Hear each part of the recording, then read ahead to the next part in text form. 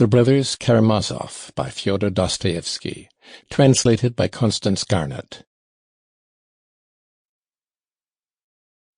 Book 1, The History of a Family, Chapter 1, Fyodor Pavlovich Karamazov.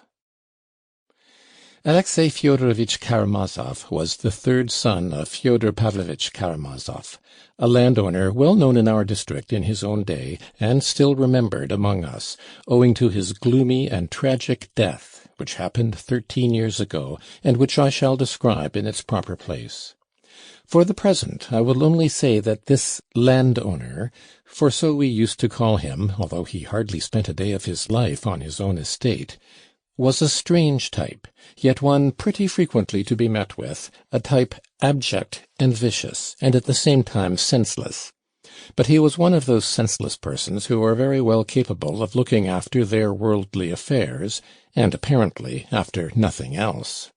Fyodor Pavlovich, for instance, began with next to nothing. His estate was of the smallest. He ran to dine at other men's tables, and fastened on them as a toady.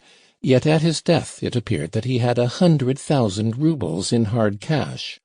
At the same time, he was all his life one of the most senseless, fantastical fellows in the whole district.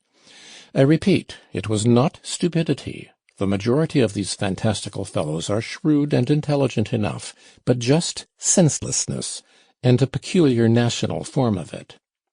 He was married twice, and had 3 sons, the eldest, Dmitri, by his first wife, and 2, Ivan and Alexei, by his second.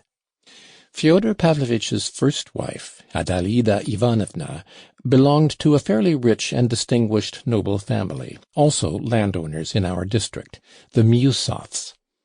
How it came to pass that an heiress who was also a beauty, and moreover one of those vigorous, intelligent girls so common in this generation, but sometimes also to be found in the last, could have married such a worthless, puny weakling, as we all called him, I won't attempt to explain.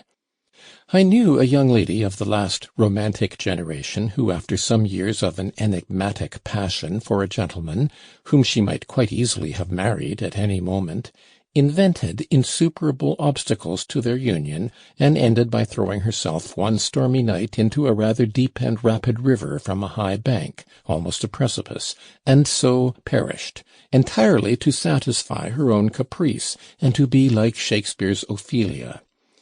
Indeed, if this precipice, a chosen and favourite spot of hers, had been less picturesque, if there had been a...